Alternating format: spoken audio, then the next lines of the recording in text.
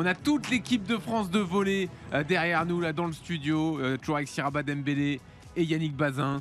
Bon, Yannick, c'est ton moment, là. Hein. Là, faut que tu... C'est pas mon moment, c'est leur moment, mais j'ai l'impression qu'ils sont un peu fatigués. Je sais pas ce qui s'est fait passer hier soir. Mais ils ont l'air tous éteints. Trevor, ça va? Tu vas bien? Ouais. Ça a l'air très compliqué, c'est compliqué. Bon, les gars, parlez-nous un peu de votre émotion. De garder ce titre olympique, c'est pour un sport collectif en plus, c'est quelque chose d'énorme. Alors là, je sais pas qui veut prendre la parole en premier. Vas-y, Losco. Ils se font des politesses, ils se font des passes même là, c'est magnifique. Je pense que c'est quelque chose d'incroyable parce que c'est dur. Déjà, le niveau il est abusé dans le volleyball mondial. C'était le tournoi le plus dur. Donc de garder le titre, de gagner à la maison, c'est un sentiment incroyable et on s'en rappellera toute notre vie. On a écrit l'histoire ensemble, donc ça c'est à jamais et l'aide du public a été folle. Yannick, fais l'interview là, tu vas pas être là que à rigoler aux blagues de tout le monde là. Hein. Et moi déjà j'ai un coup de gueule déjà parce qu'hier on les a félicités et tout. J'ai un vrai coup de gueule envers pas tout de suite la fédération, je parlerai de la fédération encore après. Mais il faut savoir que cette équipe, ils sont 13 joueurs avec un réserviste qui est Tim Carl qui est ici présent. Tu te caches, ouais, il est là. Quelle honte qu'il n'ait pas eu la médaille. Et voilà, il n'a pas de médaille. Alors lui, il n'a pas de médaille, ça c'est la première chose. Le coach n'a pas de médaille, ça je trouve ça vraiment dingue. Ça c'est le premier coup de gueule. Et dernièrement, je pense que la fédération, du coup je repars sur la fédération pourrait, je pense, essayer d'acheter des médailles, essayer de faire en sorte que ces joueurs-là, ce coach-là, puissent avoir une médaille et rentrer à la maison avec un truc autour du cou. Voilà, ça, c'est les fédérations qui doivent se mobiliser, je pense, parce que ça c'est une règle du CIO. Malheureusement, dans tous les sports, les remplaçants n'ont pas de médaille. Et ça c'est un grand scandale. Que ce soit le staff ou les remplaçants, je ne comprends pas qu'ils ne prévoient pas de médaille pour ces joueurs ou pour le staff. Moi, je pense que c'est vraiment toutes les fédérations qui doivent remonter là-haut et exiger que le staff et les joueurs remplaçants aient des médailles. Pour la petite histoire, hier, on voulait vraiment, c'était important pour nous que Tim il soit avec nous sur le podium et il voulait pas le laisser monter sur le podium. Ah ouais. Et vraiment, c'est pour ça que la cérémonie a pris du temps à démarrer, c'est qu'on avait dit qu'on n'irait pas sur le podium. C'est pour ça qu'on a attendu. On n'irait pas sur le podium sans lui. Donc on a forcé un petit peu les choses, mais c'est vrai que c'est quelque chose d'important parce qu'il est là avec nous depuis 4 mois à se préparer pour les Jeux et enfin voilà. Nous, en handball, les filles, en fait, les remplaçantes ont une médaille, étaient sur le podium. Pourquoi ? Parce qu'en fait, elles ont joué un match voire deux. Exactement. Je ne sais pas comment ça se passe au volley. Est-ce qu'on peut faire un remplacement Au volley, non, c'est seulement sur un problème médical. Donc en fait, si tu veux, lui, vu qu'il n'y a pas eu de souci au niveau physique des autres joueurs, il n'a pas pu intégrer de feuille de match. Donc il part du principe qu'il n'a jamais été sur une feuille de match, il n'a pas de médaille. Et c'est naze. Ouais. Vous pouvez nous raconter dans quel état vous êtes passé pendant le tournoi parce que ça n'a pas été aussi fluide qu'en demi et en finale, quoi. Vous n'avez pas mis 3-0 à tout le monde tout le temps.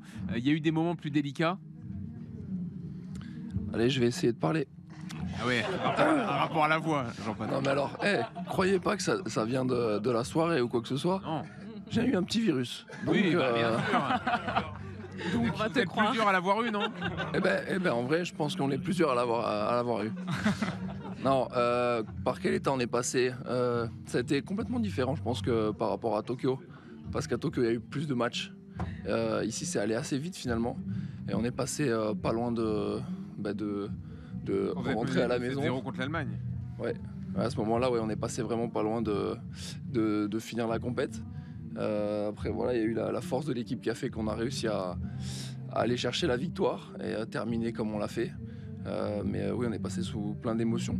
Mais je pense que le public nous a bien poussé, nous a bien aidé à nous relever dans les moments difficiles. Et on a pu compter sur lui et ça a été une réelle force pour nous, ce public. Le public a été exceptionnel.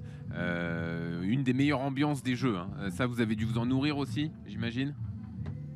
Ouais, on l'a vu un petit peu sur les réseaux, dans des articles. Nous, on n'avait pas de quoi faire le comparatif puisqu'on n'était pas dans les autres disciplines. Mais public incroyable. On a senti vraiment le soutien. Ça nous a vraiment porté. Enfin, comme je disais, tous les matchs, mais vraiment la demi et la finale, quand il y avait des points un peu qui duraient, des rallyes, qu'on gagnait le point, on sentait le parquet trembler sous nos pieds. Et ça donne une force incroyable. Et puis donc après tous les petits soucis du début de compète ont été effacés. Je vous raconte pas les commentaires d'Yannick Bazin là au début de compète. Zéro.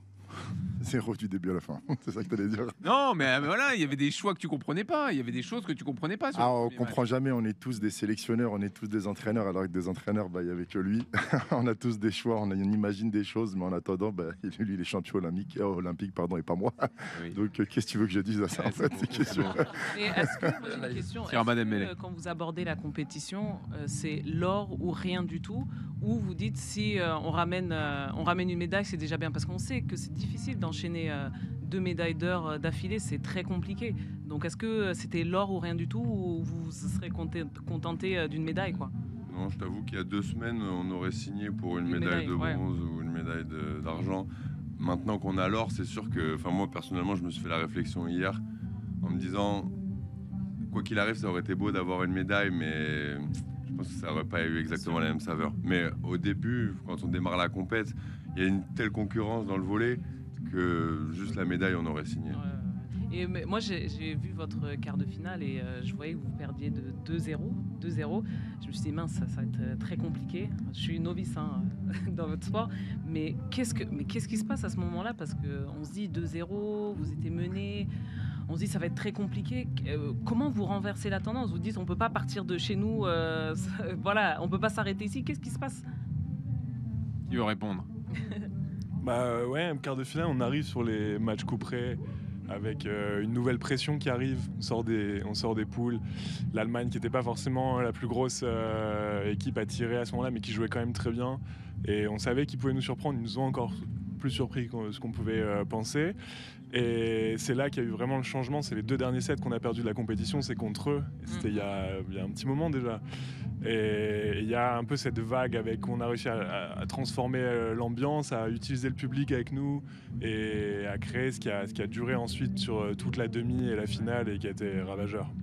Mais là j'ai très peur de ce qui se passe derrière moi là. Là j'ai vu Erwin Ngapet avec un rasoir électrique. J'ai très peur de savoir qui va se faire raser la tête dans les minutes qui viennent là. Il y a un grand sourire en plus. C'est déjà fait. C'est déjà fait? C'est où? Ah oui. Ah, ça se voit même pas, ouais. C'est limite. Qui est encore là dans 4 ans? Ah, moi j'avais une question d'ailleurs, en parlant de ça. Ah, il y a des doigts qui se lèvent quand même. Parce qu'il y a quand même des rumeurs. Pas beaucoup. Il y a quand même Erwin qui a levé la main. Il y a quand même des rumeurs. Il y a une rumeur d'ailleurs qui tourne un petit peu et j'ai entendu dire, d'ailleurs Antoine, il faudrait que tu prennes le micro et que tu répondes à cette question s'il te plaît. Oui, il arrive. J'aimerais savoir, j'ai entendu que tu voulais terminer après ce doublé olympique, ta carrière internationale.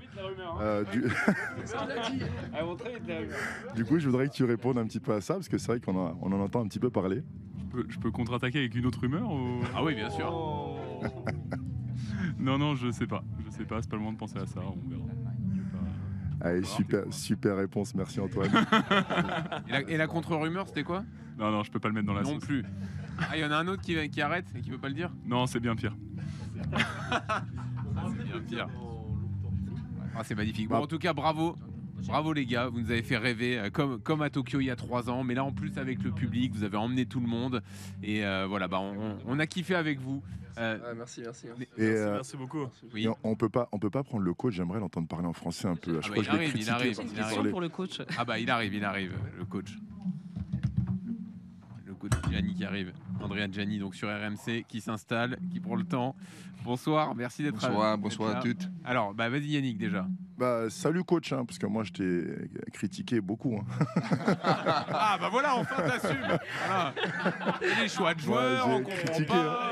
Moi j'ai critiqué, mais moi j'ai plus aucune chance d'être sélectionnable, donc je peux lui dire ce que je veux, je m'en fous. Non, mais t'étais là pour ça aussi sur RMC.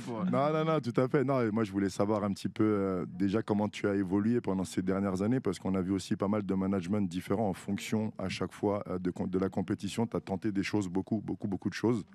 Et comment tu as réussi à t'adapter à ce groupe? Parce que je pense que c'est pas eux qui se sont adaptés à toi, mais toi qui t'es adapté au groupe. Comment tu as su gérer un peu cette équipe qui était déjà tout en place, qui est un groupe avec beaucoup de caractère? Comment tu as réussi à gérer ça? C'est vrai qu'elle est un peu longue la question. Elle est un peu longue, merci Erwin. Alors, la première question, c'est nous avons changé le service, le bloc, et j'ai demandé à tous les joueurs de prendre une responsabilité avec l'attaque. parce que je pense que ce groupe, c'est une équipe forte, la meilleure équipe pour la réception, pour la défense. Mais l'année passée, nous avons eu de la difficulté dans la qualité du jeu. Et le travail, c'est important, mais les joueurs ont accepté de changer. Et la deuxième, je pense que nous avons un groupe de joueurs créatifs. Et j'ai demandé, et j'ai devant une discipline. Alors, c'est pas facile, la créativité et la discipline.